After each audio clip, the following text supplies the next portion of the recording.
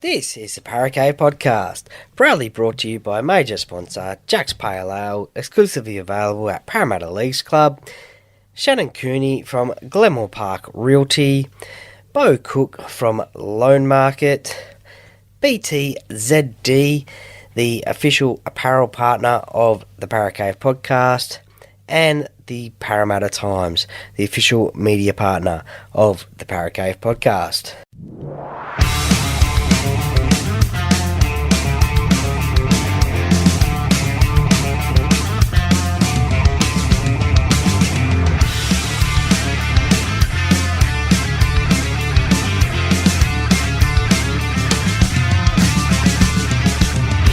Welcome to another episode of the Paracave Podcast. And now over to your host, Troy Warner, broadcasting live from the world-famous Paracave.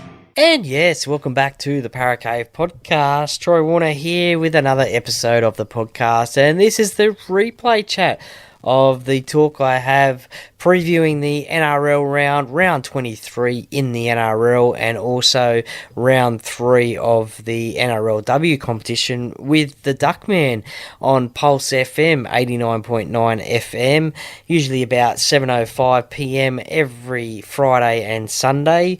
So on Sunday we do the review, and on the Friday we do the preview. So with already one game down as well, and in the middle of the second game. But these are our thoughts as fans. We also talk about a little field goal. We talk about field goals as well, and some of the classic field goal exponents, and how many field goals they've kicked, and some of the great names there. It's great to go through the list. So hope you enjoy this chat, and I hope you enjoy this chat with two fans of rugby league, and let me know your thoughts, and enjoy your weekend of rugby league, and may your team get up.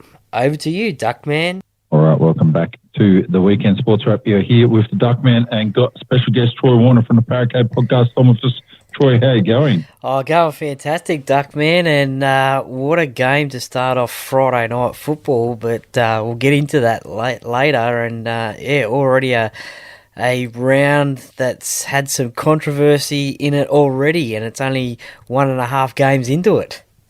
Yeah, that's right. So a couple of things that happened this weekend as well. So we'll start off with the news that came out. Now, this one caught me to the side completely. Justin Holbrook, now apparently he's coming out today and signed with the Roosters. So that doesn't sound like it's good news for Trent Robinson moving forward. Oh, I think Trent Robinson's probably safe at the moment for his job. I mean, he's been there for 10 years now, I think it is, and Uncle Nick has certainly given him sort of a job for life, like Craig Bellamy, I guess, and Wayne Bennett. But I think that's probably a good move for Justin at the moment. I mean, he's an experienced coach, and good thing for the Roosters. There was big offers from England. I think Warrington Wolves were after him, and a few other NRL clubs as well. Yeah, I 100% thought he was on the verge of signing for Newcastle. This come out, I didn't even know Phil Gould was talking to him about going to Canterbury. What could he possibly do at Canterbury that's going to help their position at the moment? Like, I would have kept Mick Potter. So I think Phil Gould stuffed up hard when they let Mick Potter go at the end of the year after how he turned him around last year with the shoestring budget and not all the players that now Cameron Ciraldo has at his disposal. But they will gel, but they're too good not to. Yeah. I think Cameron Ciraldo can coach, but if you bring in so many new players, takes a little while to put it together. Yeah, you're right there. I probably feel a little bit sorry for Mick Potter. As you said, he won some games at the end of last year and was only the fill-in coach until Cameron arrived. I think, Gus was probably after Justin as well, because he is an experienced coach. He's won premierships over in England, and I think that would have been a good mix for Canterbury, having that experience with a new head coach in Cameron Ciraldo, but it wasn't to be. Yeah, so, never mind. They'll look on 100%. So, you know who wouldn't be surprised to see pop in the coaching ranks again? They haven't been around for a while. This might surprise you. I think when talking about West Tigers, what could happen there, how you could turn around. Someone like Peter Sharp that was at Manly and Parramatta, I reckon he might add some value to West Tigers. He's been out of the game for a little while, so not sure on his currency, but he'll come in and be his own man. He won't be getting pushed around by some factions of West and Balmain and that sort of stuff. Yeah, look, I'm not 100% certain, but I think he may be at the Bulldogs doing some sort of recruitment role, I think. But Peter Sharp, I think he's happy just to do that at the moment. I think he's probably finished his coaching days, but certainly an experienced head to have around your team to lend an ear and give advice, that's for sure. Yeah. So if he wasn't available for coaching, if he's doing recruitment now, that's what they need. Like Penrith got Jamie Jones and stuff or other people as well, but he was there for a long time. You need some good heads. So I don't know what's gone wrong with West Tigers, but they're letting good players go and they haven't replaced them. Like Blake Austin saying he's available and interested. Doesn't look like West Tigers are interested. So, and if they are, they're super quiet about it. Yeah, apparently, according to the expert, Scott Fulton is one of the best in recruitment, and they got him from Manly. So they've got him now without Benji knowing about it. But apparently he's one of the best in the business. So just gonna have to wait and see what happens there. Yeah, I think maybe he is, but I've already heard in the last couple of days that people think that Scott Fulton might get the flick because Benji Marshall doesn't want to work with him. So that can't be a good outcome. That'd be bad. So it's going to cost West Tigers a lot of money. I think he can turn it around. So if they've got to break some of the shackles in the place, so I would be giving him a bit of carte blanche to do what you need to do and find who you need to get. I can't work out how they're working out, how things work in West Tigers at the moment. We'll go back to last night's game. Roosters up against the Seagulls. So this surprised me a little bit. Roosters got the win there, 26-16. So not surprised that they could get the win or that they did get the win. Just surprised that they beat Manly when Manly had everything to play for at the moment and were on the verge of making the top 8, really. They have a realistic chance to do it. That has really put a massive dent in their chances now. Now the Roosters all of a sudden have come back into the mix a little bit here, but I think they're probably not going to make the 8. They've got too much work to do, although if the wheels fall off the bus for Cronulla and the Cowboys and the Roosters can sling a few together, they might actually make it. Yeah, well, the Roosters, I think, sit on 24 points now, the same as what Parramatta are, although Parramatta have a game in hand and also a bye in hand. So there's certainly still mathematically a chance of making the finals, the Roosters, but as you said, a golden opportunity for the Sea Eagles to get into that top 8, at least for this weekend anyway, with a win over the Roosters, and you would have thought that that's what they would have been playing for, but it was a old boys reunion day at the Roosters at the SCG. It was the reunion of the 2013 grand final win over the Sea Eagles, Trent Robinson's first premiership victory. And so there was a lot of old boys there. Roger Tuivasa-Sheck was there, Daniel Mortimer, Michael Jennings, just to name a few that were there. And so I guess the old boys spurred the current boys to get a victory over the Sea Eagles. Matt Lodge went down early with a knee injury for the Sea Eagles, and we don't know the extent of that injury at the moment. He's on a train and trial deal at the moment for the Sea Eagles, so I mean, hopefully for him it may be hopefully he gets a contract next year, possibly, depending on the extent of this injury. But we hope that that knee injury isn't too bad. That's going to keep him out for a long time because it could be career-ending. But the Roosters, they took their time to get started. The 18 minutes to score their first try. Daniel Tupou again scoring tries for the Roosters. And as we said last week, he's now the Roosters' top try scorer ever. Controversial moment in the game. Nathan Brown came on in the 61st minute of the game and got sent off in the 62nd minute of the game. So with the intent of charging out from the line, intent to injure, I guess. It was a high shot. Just a runner of the ball. I forget who it was, to be honest, but it was contact to the head. So he was sent off, the first of what we've seen so far this weekend.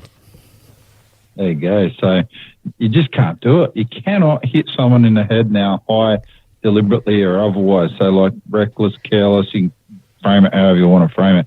If you hit someone in the head, you're going to have problems, right? And they've done a risk matrix on it. It's 25 levels.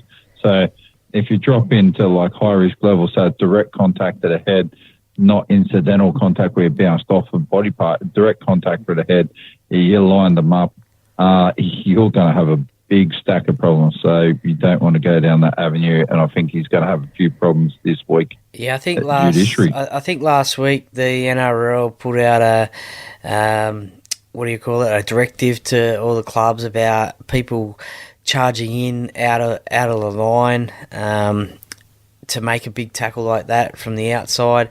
And look, there's been a bit of conjecture. Some people say that, it was contact with the head, but did it deserve a send-off? They were saying no, probably just a sin bin. Others say yes, it was a send-off. And look, the NRL are cracking down, so now he's only facing one week with the early guilty plea and 2 if it's unsuccessful. So it didn't cost his team the game, thankfully, for the Roosters, but it could have went the other way. Yeah, absolutely. They have set the benchmark now that they've set a really high bar. I think they need to stick on that really high bar now and keep rolling forward with this. So we'll see where it all goes from there. So with the standard they've set, I would expect we're going to see more send-offs this weekend if any more people do it. So it makes you wonder what would happen back in the day, because Sonny Bill Williams used to put on a lot of shoulder charges and that sort of stuff. Everyone did.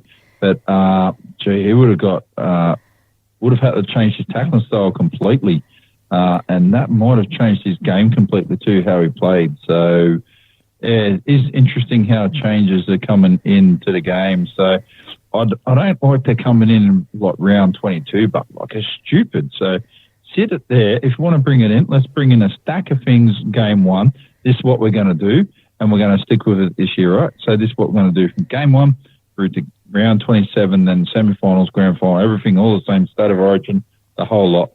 Don't chop and change things like it's like they're waiting to see what the next big issue is or what problems are, or see what people are doing, and then try to have a knee-jerk reaction to that. And I do not think that's a good way to run your process and judiciary panels or stuff like that. No, I mean, I do agree with the contact with the head. We need to get that out of the game, that's for sure. We've just seen during the week King Wally Lewis saying that he's got probable CTE, so no doubt the game that he played back in the 80s and early 90s was a much more violent game than what he's played now. There wasn't that much focus on contact with the head in those days.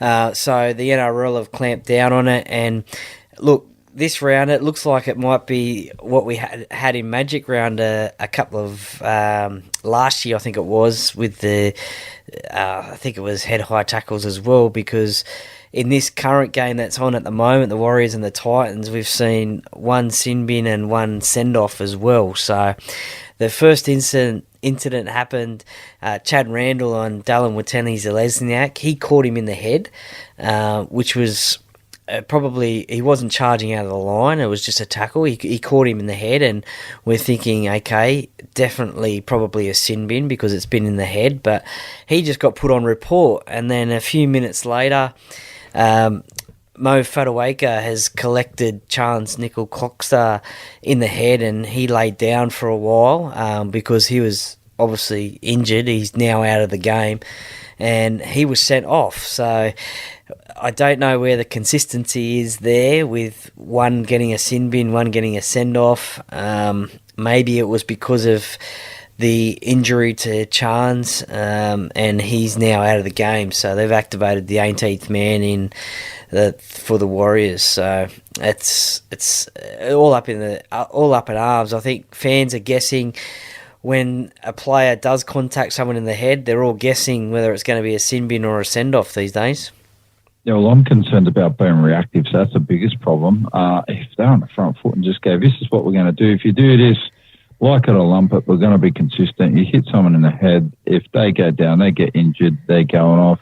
you're going to get a sin bin. If they don't return to the game, well, your sin bin will be getting sent for review. So anything that gets a sin bin for a high shot or a send-off, instantly reviewed off to the match review committee, and they'll have a look at it.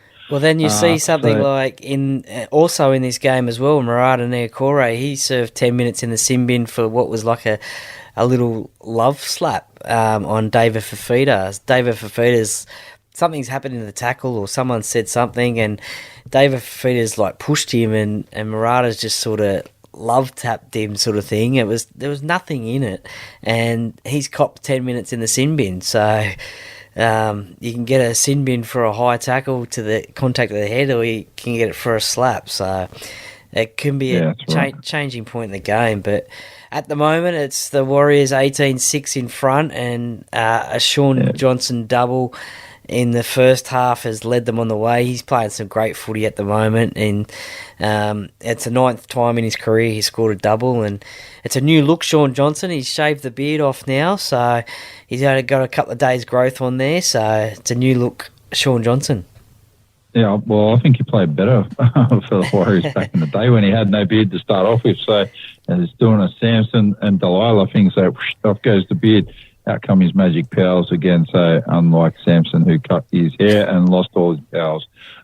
Anyway, Panthers against the Storm. I'm way to the studio tonight.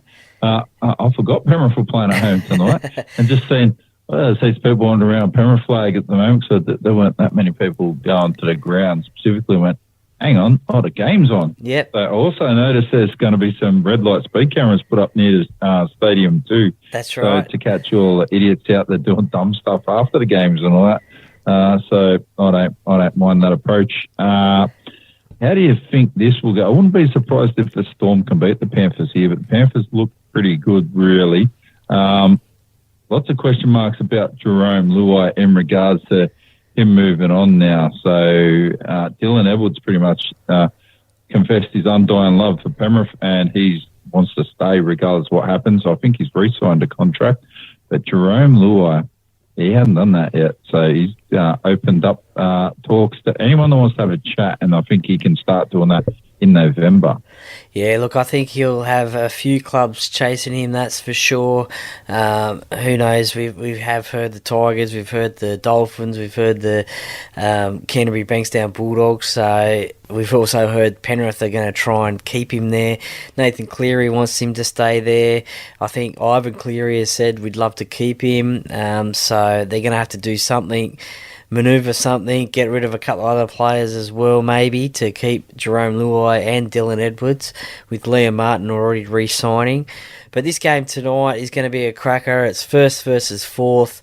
There's a few outs for Melbourne, which are going to probably maybe harm their chances tonight, with Jerome Hughes, Xavier Coates out, so that's a big, and so they're a couple of big outs for Melbourne. But they do get Nelson Asafa-Solomona back this week. He's back to the interchange bench. Jonah Pezzett comes in for Jerome Hughes, and George Jennings comes onto the wing for Xavier Coates. So a few players missing there for Melbourne, but you'd like to think that probably Penrith will get the win in this one and just stay up on that top of that ladder. Yeah, I think Penrith will win. I think they should win and do it reasonably easy. I wouldn't say they're going to win by like any sort of massive margin, but they should be able to go through the motions and put Melbourne away. Penrith still haven't been playing real good, which is funny, because if they really click it into gear, I think they're going to cause a lot of problems for sides up the top. That's the reason why they won 2 comps and in a row so far. I do think they look like, only a couple of times since Parramatta have won the competition did I think a side could win 3 in a row. One of them was Canberra, and thankfully Penrith won that one in 1991. I thought they could do it because they're a gun team. The other side I thought could do it was definitely the Broncos in 92, 93. I thought they had the potential to be able to win 94. There are other good sides too. And the other 2 times I can think of, a Melbourne Storm side around 08 to about 12 or 13, across that time period. I think they were very, very good. And the only other side, I think. We don't want to talk about that time period because that was the controversial salary cap time. So maybe 2016, 17. Well, they won in 17. They were in the grand final in 16. And they were in 18 as well. So there was a time there where they could have done that. And the other one is... two time periods. And the other one is the Roosters as well in 18, 19, and they could have had a chance in 20. Yeah, so they're the only couple of sides I think genuinely could say, probably 5 sides in the last 40 years have had a genuine chance at being able to be good enough to win 3 in a row and actually be there or thereabouts. And Broncos are probably the least of them. So Canberra Raiders, I'd say, are probably Melbourne or Canberra Raiders were probably the best, and the Roosters. The Panthers side, I'm a little bit unsure. I'm thinking maybe we're looking better than what we are, perhaps because some of the opposition are not as consistent. Like in the past, the opposition sides who were up and around opposing these teams were very, very good at the same time as well. So I'm yet to see someone stand out at the moment and go, yeah, we are going to take it all the way to you. Souths were like that, and then I think they dropped off a bit. So, and they'd click back into gear. Broncos look good. I'm not sure if they can, just after what happened last year, I'm waiting to see how the Broncos go. If they roll through the first semi-final all right, I actually think they've got a very, very strong chance of being in a grand final. So if they can win the first one, they've got to win the first one or they might get bounced in 2 games. We'll kick on because we could talk about this stuff all night. Yep. And we're talking about, so 2 of the sides are fighting for top 8 spots, or one of them is fighting for minor premiership, the Broncos, and they're travelling up to North Queensland to play the Cowboys. The Cowboys absolutely must win, and it's not going to be an easy day out against Brisbane either. So I really think Brisbane probably are favourites for this one. Well, they are favourites, but today the news came out that the Cowboys' job might get a little bit easier with Adam Reynolds out of this game. So Jock Madden takes his spot in the number 7, and Kobe Hetherington is out as well. So a couple of late outs for Brisbane. So, but the big one is there, Adam Reynolds. So the Cowboys' job maybe have got it a little bit easier. Obviously, Valentine Holmes is suspended for 3 weeks, I think it is, for one of those high shots that we've been talking about earlier last week. And as you said, the Cowboys, they'll be ruining the chance last week that they didn't get the win against the Titans, and they need to win this game against the Broncos just to stay in that top 8 race. They're in 8th position at the moment. Kyle Felt is back for the Cowboys. He loves playing against the Broncos. Obviously scored that try in 2015 in the grand final and has had some great moments against the Broncos. So he'll step up in this game.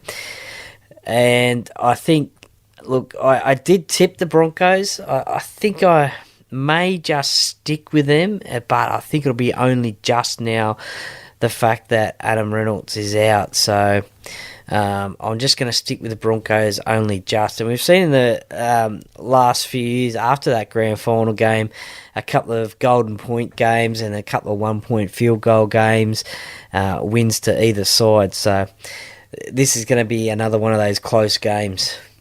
Yeah, knowing that Adam Reynolds is out, I didn't know that. I actually think the Cowboys might get the win. So I think the Broncos, wouldn't be surprised if, even with Adam Reynolds there, if they might go close to a loss here. I know Todd Payton's got his side humming at the moment. They're doing a pretty good job.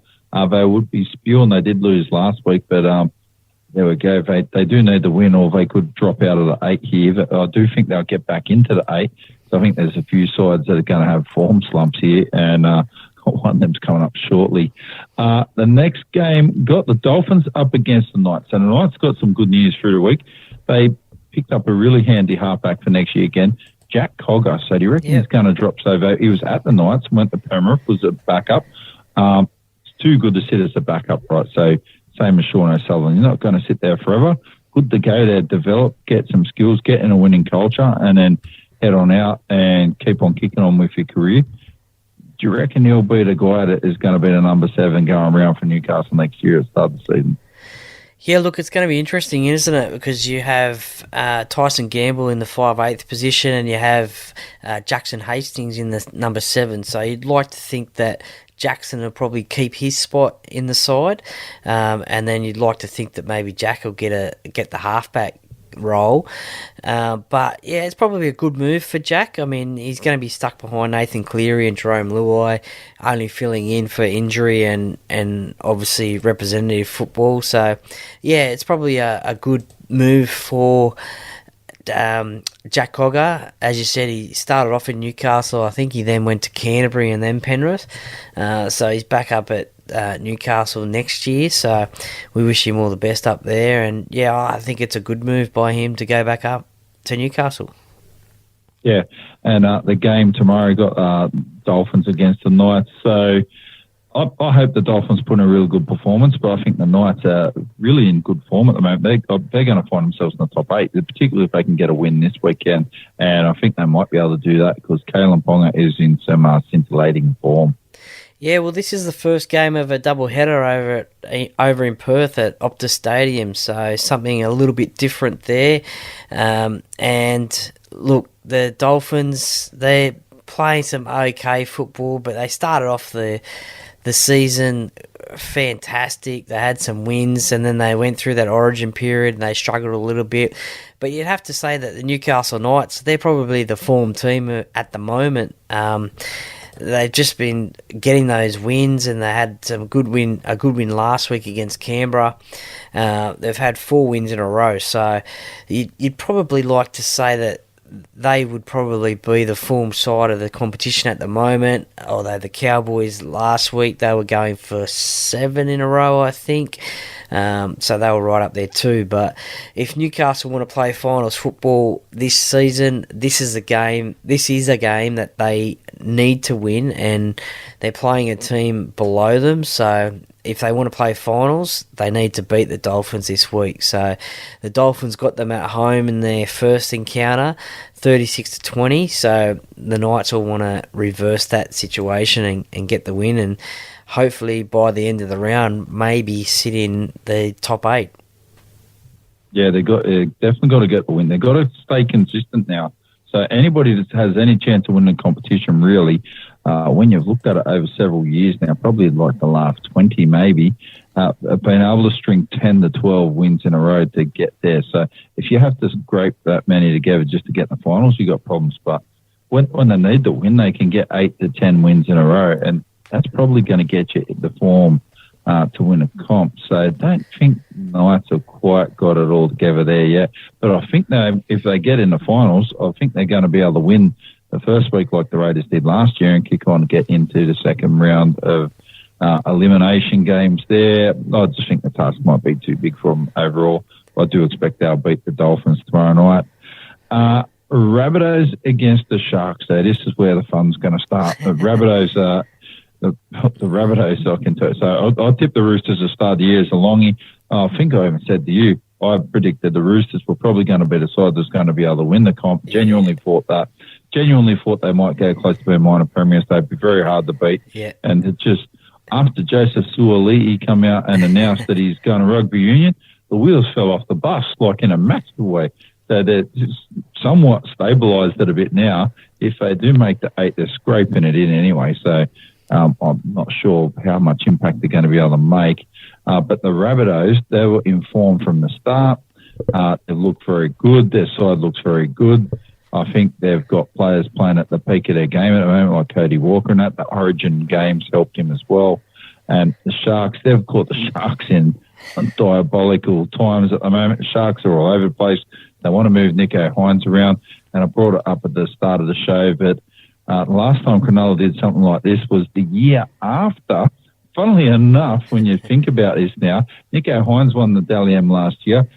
When Preston Campbell won the Dally M, they decided to start stuffing around with his position and moved him from number 7, where he was the player of the year, and put him at 9 and put him at fullback and on the bench and all these different sorts of weird ideas. Year after he leaves and goes to Penrith and they win the comp. So would you be moving Nico Hines around at the moment? Oh, look, I think possibly the Sharks need to try something. So, yeah, I probably would have put him back to fullback, to be honest. He has played fullback before, obviously down in Melbourne when he used to play down there. And look, I think at the moment the Sharks are in free fall, so maybe possibly putting Connor Tracy at halfback. He's got Braden Trindle at halfback and Connor in a 5'8" maybe, and Nico back to fullback just to mix it up and try something new because it hasn't been working for them lately. They got shut out last week against the Panthers 28-0. They lost to the Sea Eagles and they got smashed by the Warriors before that. So, look, and their previous 2 wins were against the Tigers and the Dragons, so 2 struggling teams this year. So maybe instead of free falling out of the 8, maybe they should have tried maybe Nico back at fullback just for something to see if it would work. Look, South Sydney, second run back this week for Latrell Mitchell after that calf injury. We saw at halftime last week he was still getting a lot of work on that calf in the sheds, but second run this week, and so he'll be better for the run last week. And the Rabbitohs, this is one of their 5 games or 4 games on tour. I think they played in Tamworth last week. This week they're in Perth. I think they're going to Cairns as well as somewhere else as well. I can't remember where the other one is, but this is their 4-week tour away from home with the Women's World Cup going on at the moment.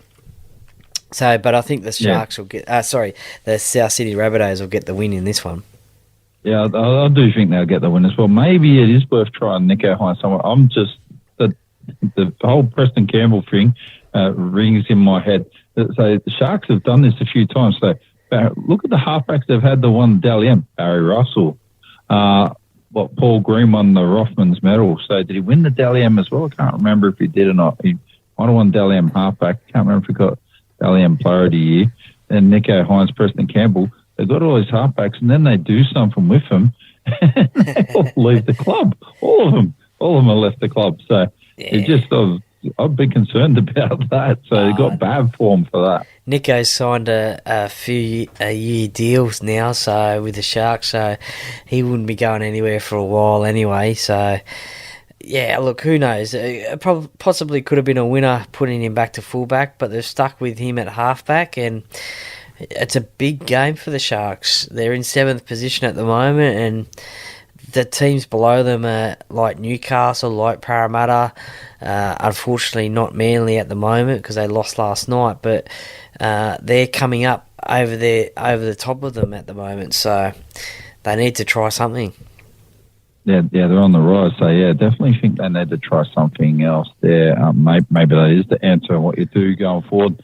The Eels are up against the Dragons, so on Sunday. Surely you'd be thinking the Eels going to get the points here against the Dragons, who they've got to have a think. Shane Flanagan, West Tigers are not going to like Shane Flanagan being at Dragons because they are going to get all the tough guys West Tigers probably need to be able to do something for next year.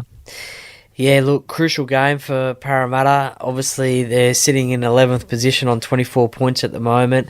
They need this win to get back up into the top 8, hopefully by the end of this weekend, depending on results. But it's a big day out at Parramatta. They've got the women's team playing before them at 12 o'clock against the Newcastle Knights, last year's premiers. So there's the women playing, then there's the men playing, and I think it's also Old Boys Day as well at Parramatta. So there's going to be a lot of old familiar faces out there at CommBank Stadium. So hopefully there's a big crowd there as well. A 2 p.m. game on a Sunday. Hopefully the weather's good. And yeah, crucial game for Parramatta. They need this win. They got embarrassed by Melbourne last week, lost by 30 points. They've made a few changes to their side. Dylan Brown comes back into that 5/8 role after having 7 weeks out. And they need this win to get, as I said, get some confidence about them. They haven't had the best. They've had a couple of losses. They had that 1 point win against the Titans.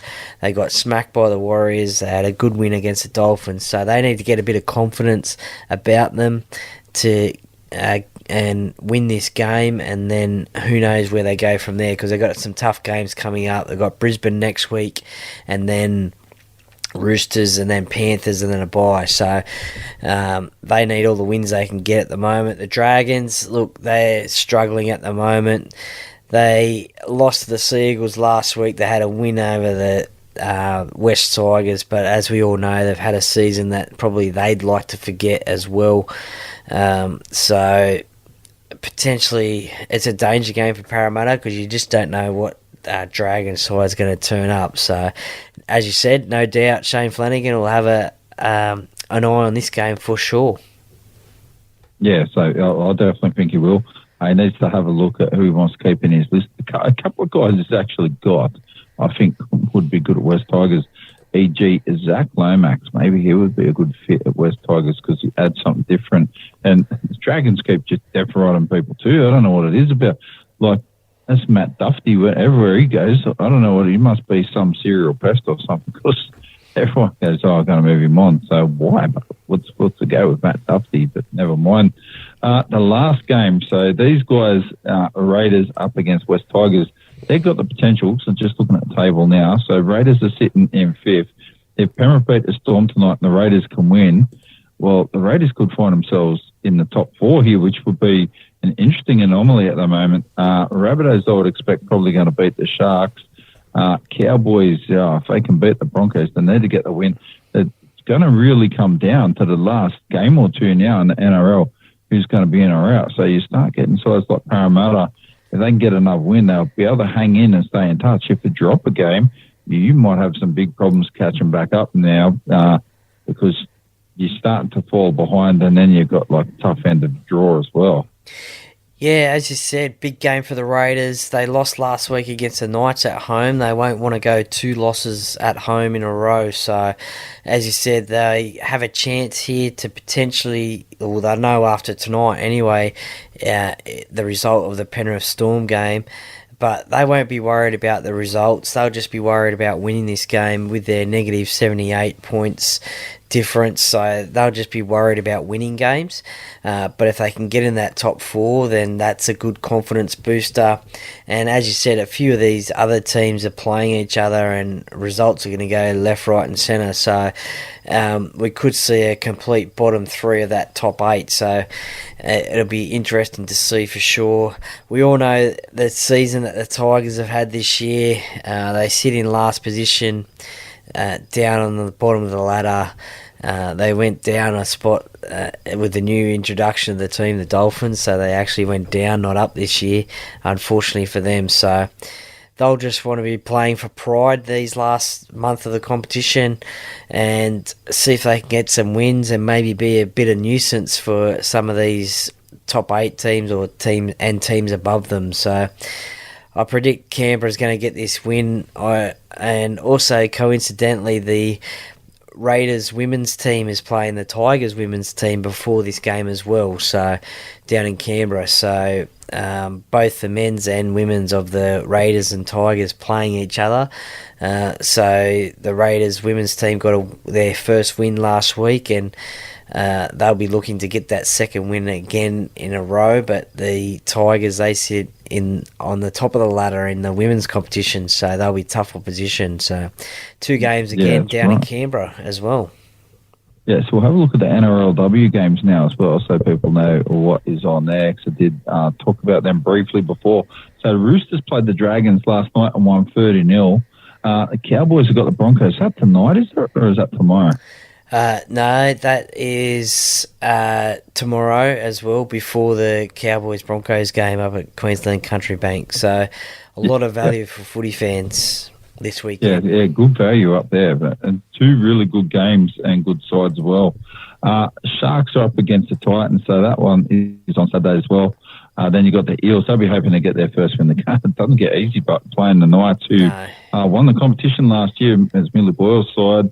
Who's she playing for now? The Roosters? Roosters, yeah. So the Newcastle Knights, they had a loss last week against the Cowboys women's team. They got their first win in the competition. So the Knights, they'll be wanting to get their that get a win against Parramatta.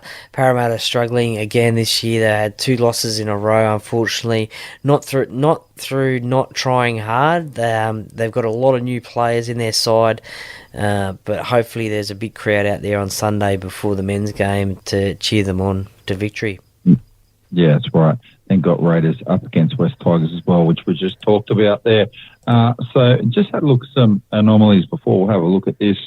Interesting facts, and we're chatting about field goal, players that kick the most field goals and that stuff. We'll bounce through the list of, we'll do the top 10, or we'll do actually down to the guy we were chatting about last week, and we might go a couple of extras so people know who we're talking about. So Eric Sims is the drop goal / field goal king. So kicked 86 back in the day, but we have to throw in a disclaimer. Field goals before, I'm trying to remember when it was, before about 82, I think, when they changed the value of tries and that stuff. Field goals were worth 2 points. So Eric Sims kicked 86. He's a fair chunk of away in front of anybody else. Bob Fulton was number 2 on 58. I've got Phil Hawthorne, who played for St George and East back in the 60s and 70s. He is 3rd on 56. Barry Glasgow, never heard of Barry Glasgow. Checked him out a little bit here. So played for Western North between 67 and 73, kicked 45. Who have we got next? So got Neil Baker, so he kicked 45 as well. So, and he played with the Bulldogs, which you know about. South says when he kicked 26 for South Sydney in 1986. He's the last person that really racked up a stack of field goals. And he's the first person on this list that was kicking 1 point field goals too. So I think all of his field goals were 1 point field goals. Billy Smith is on the list. That's St George legend there, halfback, probably their best halfback ever. He's got 44, so he sits himself into 5th, 6th place there. Played his whole career with St George. Then you got Terry Lamb in 7th place. He kicked 44 as well. Played 11 years in the NRL. Then Jason Taylor, 35 there, so he kicked a few as well. Kevin Wilson, he played with the Jets and Panthers. He kicked 33, so really dropped off after that. Funnily enough, Benny Elias, 33 field goals. Knew he kicked a few. Didn't know he kicked that many. Yeah, he did kick a lot. He'd be wanting to have kicked 34 field goals, if you remember, back in the 89 grand final where his drop goal attempt hit the post. So he would love to have that to be 34 field goals. But would have been no extra time lost. They would have won the grand final. So yeah, that's it. But yeah, there's some other interesting names on there. Ricky Stewart, Daly Cherry, 2 current players, Daly Cherry Evans, 26, and Adam Reynolds on 25. So we all know Adam Reynolds is a bit of a field goal expert. But yeah, there's some great names on there, and it's just interesting to see the amount of field goals that they have kicked. I mean, someone like James Maloney kicking 25. I mean, he played for about 6 clubs there, so a few opportunities.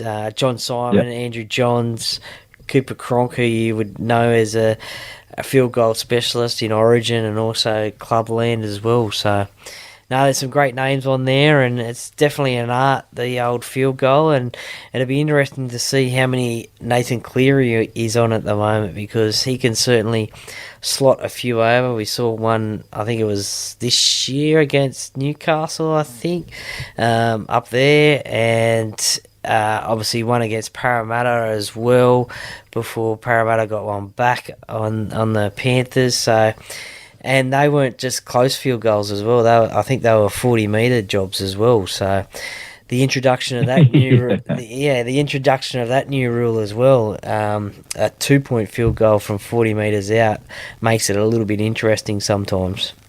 Yeah, it's changed it all up, absolutely. On Sunday night, so what we're going to do is look into some of the weird anomalies. What we'll do next, and not major anomalies, we'll have a look at the lead and try score, so you get a feel when we're talking about what Alex Johnston's doing. We'll go through the list, probably be a list similar to that. We do know that Ken Irvine's sitting on top, and Alex Johnson, what's number 4 or number 5 now? He's pretty close to the top. There's not many people between him and Ken Irvine there.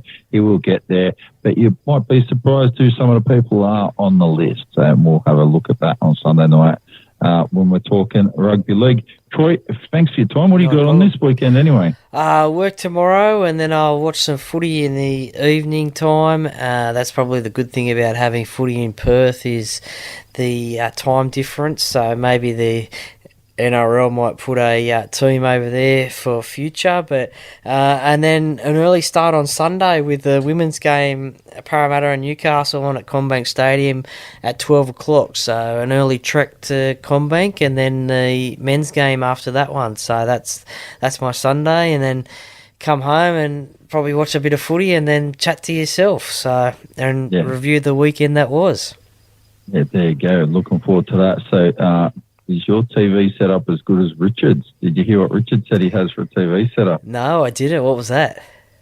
79-inch Hisense with full surround sound, and he's got a fridge, a bar and wine fridge near his lounge for the TV and all that sort of stuff. Unbelievable. So yeah, no, that sounds like a perfect setup, to be honest. I thought I did have a big TV, but it's nowhere near 79 inches, but the fridge is close by, so that's something.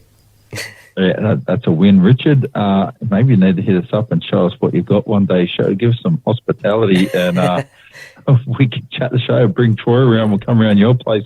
Do it Chinese meals we're talking about last outside week. Broadcast or something. Yeah, on location broadcast. Yeah, that's absolutely right. Anyway, Troy, thanks for your time, and I will chat to you again on Sunday. I hope you enjoyed a weekend of rugby league. Not a problem. Thanks, Duckman.